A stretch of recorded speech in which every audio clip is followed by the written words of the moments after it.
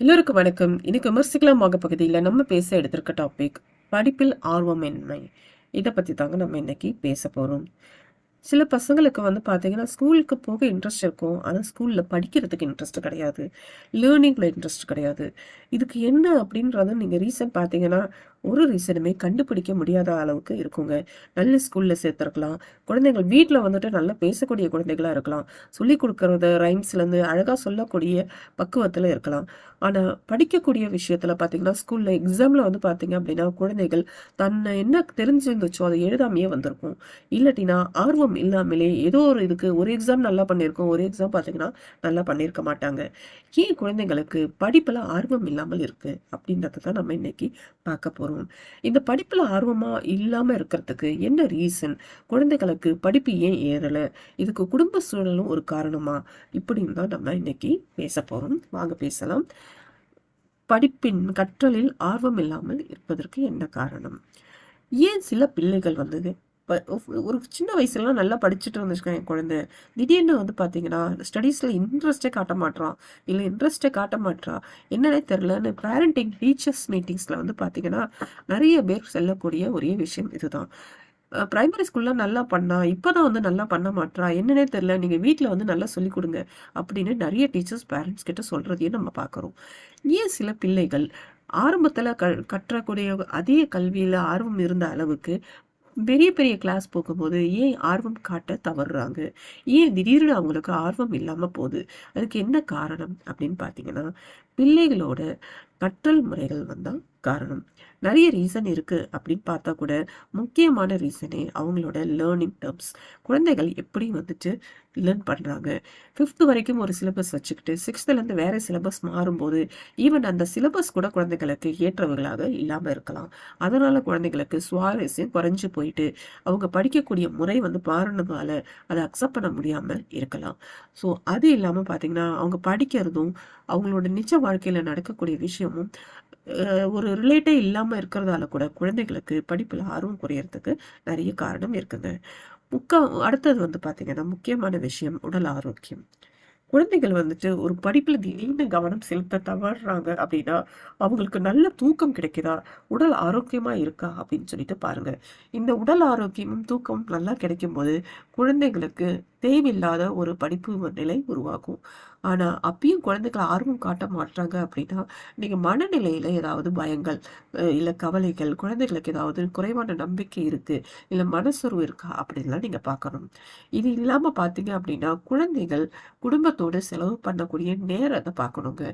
தனிமைப்படுத்தக்கூடிய நேரங்கள் நிறையா இருக்கா, குழந்தைகள் நிறைய பேச மாட்டுதா அப்படின்றதெல்லாம் பார்க்கணும்.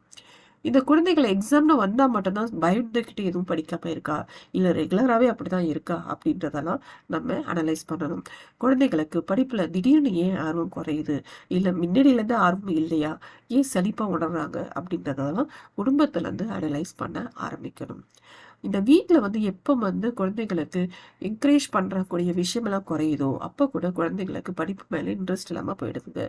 கண்டிப்பாக நம்ம மோட்டிவேட் பண்ணிக்கிட்டே இருக்கணும். நீங்கள் சொல்லக்கூடிய படின்னு மட்டும் சொல்லாமல் வீட்டில் இருக்கக்கூடிய விஷயத்த ஒரு கதை வடிவிலையோ இல்லை எஜுகேஷனுக்கு ரிலேட்டடாகவும் நீங்கள் சொல்லும்போது பார்த்தீங்கன்னா குழந்தைகளை ஈஸியாக படிக்கிறதுக்கு ஆரம்பிப்பாங்க. சில நேரத்தில் பார்த்தீங்கன்னா படிக்கிறதுன்றது ஒரு வேலை மாதிரி சொல்லும்போது குழந்தைகளுக்கு கற்றல் முறைகள், இல்லை உடல் மனம் தொடர்பான பிரச்சனைகள், இல்லை வீட்டில் ஊக்க குறைவான இந்த மாதிரி விஷயங்கள் எல்லாமே சேர்ந்து குழந்தைகளை படிப்பு மேலே இருக்கக்கூடிய ஆர்வத்தை குறைக்கக்கூடிய விஷயமா இருக்கும். இப்படி நீங்கள் ஆர்வ குறை வரும்போது பார்த்தீங்கன்னா அவங்களோட தனித்தன்மை வெளிப்படுத்தக்கூடிய விஷயமும் குறைஞ்சிட்டே வரும். சரி, இப்படி கற்றல்ல அவங்க முன்னேற்றமான ஒரு பாதையில போகணும், அவங்களுக்கு இன்ட்ரெஸ்ட் வர வைக்கணும் அப்படின்னா என்ன செய்யணும் அப்படின்னா ஃபர்ஸ்ட் டெய்லி நீங்க குழந்தைகள் படிக்கக்கூடிய நேரத்தை கரெக்டா திட்டமிடணுங்க. பிளான் ஒன்று போட்டு வைக்கணும். டைம் டேபிள் அப்படின்னு கூட சொல்லலாம். தினமும் இந்த டைமில் உட்காந்து படிக்கிறோம், 6லேருந்து 8 மணி வரைக்கும் நான் படிக்கிறேன் நைட் அப்படின்னா அந்த டைம் ஸ்டாண்டர்டாக இருக்கிற மாதிரி வச்சுக்கணும்.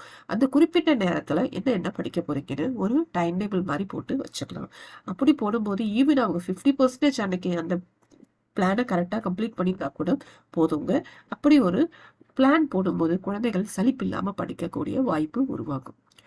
ரெண்டாவது விஷயம், குழந்தைகள் படிக்கிறதுக்குன்னு தனக்குன்னு ஒரு முறைய வச்சிருப்பாங்க. சில பேர் பார்த்தீங்கன்னா, பேரண்ட்ஸ் சொல்ற மாரி கொஸ்டின்ஸ் எல்லாம் முதல்ல முடி, அப்புறம் 1 மார்க்க படி, அப்புறம் டிராயிங்க படி அப்படின்னு படிச்சுட்டு வராங்க அப்படின்னா, அந்த பேரண்டிங் சொல்லக்கூடிய விஷயமே வந்து அவங்களுக்கு பிடிக்காம இருந்து, அது மூலியமா கூட அவங்களுக்கு ஆர்வம் இல்லாம ஆயிருக்கலாம். ஸோ சில பேர் வந்து பார்த்தீங்கன்னா, "நீ படி. உனக்கு எந்த விதத்தில பிடிக்குதோ படி. ஒருவேளை ரீடிங் பண்ணி பண்றது உனக்கு பிடிச்சிருக்கா? அந்த மாரி பண்ணு. இல்ல எழுதி பார்த்து படிக்கிறதா இருந்தா, எழுதி பார்த்து பண்ணுன்னு" சொல்லிட்டு, குழந்தைகளுக்கு ஏத்த மாதிரியான படிப்பு முறைய ஃபர்ஸ்ட்டு நீங்க செலக்ட் பண்ணிக்கணுங்க. எது உனக்கு பிடிக்குது? எது மூலியமா உங்களுக்கு வந்து நல்லா புரியுது? அப்படின்னு தெரிஞ்சுக்கிட்டு, அதுக்கேத்த மாரி படிப்ப கவனம் வைக்கணும். 3வது விஷயம் பார்த்தீங்கன்னா, எய்ம் வச்சு படிக்கணுங்க. இன்னைக்கு இந்த டாபிக் நான் படிச்சு முடிக்கணும். இந்த பண்ணோம்னா, நான் இந்த விஷயம்லாம் நல்லா அச்சீவ் பண்ண முடியும். இந்த விஷயத்த பத்திலாம் எனக்கு நல்ல தெளிவு வரும். அப்படின்னு குழந்தைங்க கிட்ட சின்ன சின்ன கோல் வச்சு தான் செட் பண்ணி தான் படிக்கிறதுக்கு சொல்லிக் கொடுக்கணும். இப்படி பண்ணும்போது அந்த கோல் அவங்க அச்சீவ் பண்ணிட்டாங்க அப்படின்னா, அவங்க மேலேயே அவங்களுக்கு நம்பிக்கையும் அதிகரிக்கும். ஸோ இப்படி பண்ணும்போது குழந்தைங்களுக்கு ரொம்ப படிப்பு மேல இன்ட்ரெஸ்ட் ஆட்டோமேட்டிக்காவே ஆரம்பிக்கும். 4த் பார்த்தீங்கன்னா, ரிவிஷன் பண்ணணுங்க. என்னதான் வந்துட்டு கிளாஸ்ல டீச்சர் எடுத்த உடனே அந்த லெசன வீட்ல வந்து படிச்சாலும், எக்ஸாம் டைம்ல ஒரு தடவ ரிவிஷன் பண்ணணும். ஒரே பாடத்த திரும்ப திரும்ப படிக்கும்போது, அந்த பாடத்து மேல இருக்கக்கூடிய சந்தேகங்கள் எல்லாமே குழந்தைகளுக்கு தெளிவா விளங்க ஆரம்பிக்கும். இப்படி திரும்ப படிக்கும்போது மூலியமா பார்த்தீங்கன்னா, குழந்தைகளுக்கும் ஞாபக இன்மை அப்படின்றது குறைஞ்சுக்கிட்டே வந்துரும். 5வது விஷயம். உங்க குழந்தை வந்துட்டு நல்லா படிச்சிருக்கா இல்லையா அப்படின்னு கேட்கணும்னா, குழந்தைங்க கிட்ட கொஷின் கேட்கறதுக்கு நீங்க என்கரேஜ் பண்ணுங்க. அந்த கொஷின் கேட்கறதுக்கு என்கரேஜ் பண்ணணும் அப்படின்னா, நீங்க வந்து கொஷின்க்கு ஆன்சர் பண்ணக்கூடிய நேரத்துல நீங்க இருக்கணுங்க. கொஷின் மட்டும் குழந்தை கேட்டுக்கிட்டே இருந்ததுன்னா, கரெக்டான ஆன்சர் அதுக்கு கிடைக்காத பட்சத்துல, அது கொஷின் கேட்கறத குறைச்சிரும். ஸோ தயக்கம் இல்லாமல் குழந்தை எப்ப கொஷின் கேட்டாலும் ஆன்சர் பண்ணக்கூடிய விதத்துல நீங்க இருந்தீங்க அப்படின்னா, குழந்தைகளை நீங்க கொஷின் கேட்கறதுக்கு என்கரேஜ் பண்ணலாம். இப்படி கொஷின் கேட்டு அது மூலியமா அவங்க புரிஞ்சுக்கிற விஷயம் தான் குழந்தைகளுக்கு நல்ல ஒரு நாலேஜை இன்டியூஸ் பண்ணும். அதோட இல்லாம பார்த்தீங்கன்னா, லேர்னிங் மேலேயும் அவங்களுக்கு இம்பார்ட்டன்ஸ் கொடுக்கும், இன்ட்ரெஸ்ட் கொடுக்கும். அடுத்தது வந்து பார்த்தீங்கன்னா, இப்ப இருக்க காலத்துல குழந்தைகளுக்கு படிக்கிறதுக்கு ஒரு விஷயத்த புரிஞ்சுக்கணும் அப்படின்னா, ஏகப்பட்ட சோர்சஸ் இருக்குங்க. ஆன்லைன் கிளாஸஸ் மூலியமா பார்க்கலாம், இல்ல யூடியூப் வீடியோஸ் மூலியமா பார்க்கலாம், இல்ல வேற ஏதாவது ரெஃபரன்ஸ் புக் மூலியமா நீங்க எடுத்து கொடுக்கலாம். இப்படி பண்ணும்போது குழந்தைகளுக்கு அந்த டாபிக்க பத்தி கிளியரா புரியும்போது, அந்த சப்ஜெக்ட் மேலேயே அவங்களுக்கு இன்ட்ரெஸ்ட் வர ஆரம்பிக்கும். அடுத்த விஷயம். 7வது விஷயம் பார்த்தீங்கன்னா, குழந்தைகளுக்கு ஏன் படிப்பு வரல அப்படின்னா, குடும்ப சூழலும் ஒரு முக்கியமான காரணங்க. ஒரு இரைச்சலான ஒரு இடத்துலயோ, இல்ல அழக்கூடிய குழந்தைகள் இருக்கிற இடத்துலயோ, இல்ல ஒரு சத்தமான ஒரு இடத்துலயோ, கவன சிதறல் இருக்கக்கூடிய இடத்துலயோ குழந்தைகள் படிக்க முடியாது. அப்போ குழந்தைகள படிப்புக்கு நீங்க இம்பார்ட்டன்ஸ் குடுக்குறீங்க அப்படின்னா, ஒரு அமைதியான, மனசிதறல் இல்லாத இருக்கக்கூடிய இடத்த தான் நீங்க குழந்தைகளுக்கு ஏற்படுத்தி கொடுக்கணும். டிவி, ஃபோன் அந்த மாதிரி ஓடிக்கிட்டே இருக்கும்போது, நீ இந்த மூலையில உட்காந்து படி, நான் இங்க டிவி பார்க்குறேன்னு பண்ணியிருந்தீங்கன்னா, குழந்தைகளுக்கு கவன சிதறல்களுக்கு நெறைய சான்ஸ் இருக்கும். அப்ப படிப்பு மேல ஆட்டோமேட்டிக்காவே குழந்தைகளுக்கு இன்ட்ரெஸ்ட் குறைஞ்சிட்டே வந்துரும். 8வது விஷயம். என் குழந்தை நல்லா படிக்கணும் அப்படின்னா, அதுக்கு சிறந்த மனநிலை கண்டிப்பா இருக்கணுங்க. சிறந்த மனநிலை இருக்கணும் அப்படின்னா, போதுமான அளவு தூக்கமும், சத்தான உணவும் ரொம்ப ரொம்ப அவசியமான விஷயம். எப்ப வந்து மனது சோர்வா இருக்கோ, இல்ல உடல் உடல் வந்து சோர்வா இருக்கோ, பசித்தன்மையோட இருக்கோ, அப்ப குழந்தையால படிக்கவும் முடியாது. படிச்சிருந்தாலும் மனதுல பதியாது. ஸோ ஒரு அளவு ஓய்வும், உணவும் கரெக்டான விதத்துல கிடைச்சது அப்படின்னா, உங்க குழந்தை படிப்பு மேல ஆர்வத்த செலுத்த ஆரம்பிக்கும்.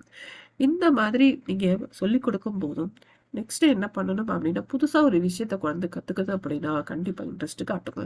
அப்ப படிப்பை விட, படிப்புக்கு ரிலேட்டடான ஏதாவது ஒரு விஷயத்த குழந்தைகளுக்கு ரிலேட் பண்ணி விட்டு நீங்க சொல்லிக் கொடுக்கும்போது, விளையாட்டோடையோ, கதையோடையோ, இல்ல எக்ஸ்பீரியன்ஸ் மூலியமாவோ நீங்க சொல்லிக் கொடுக்கும்போது, குழந்தைகளுக்கு கற்றல் மீது ஆர்வம் அதிகமாகும்.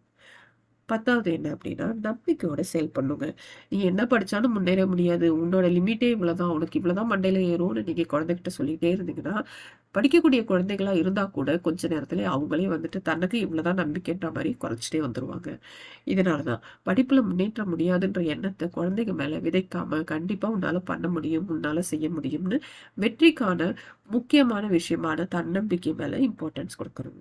இப்படி நீங்க பண்ணிட்டு இருக்கும்போது பார்த்தீங்கன்னா, விருப்பமே இல்லாத குழந்தைகளும், ஆர்வமே இல்லாத குழந்தைகளும் படிப்பு மேல ரொம்ப ஆர்வத்த காட்ட ஆரம்பிப்பாங்க. இந்த டாபிக் உங்களுக்கு ரொம்ப யூஸ்ஃபுல்லா இருந்திருக்கும்னு நினைக்கிறேன். வேற ஒரு டாபிக்கோட நம்ம திரும்ப மீட் பண்ணுவோம். அதுவரைக்கும் எல்லோருக்கும் வணக்கம்.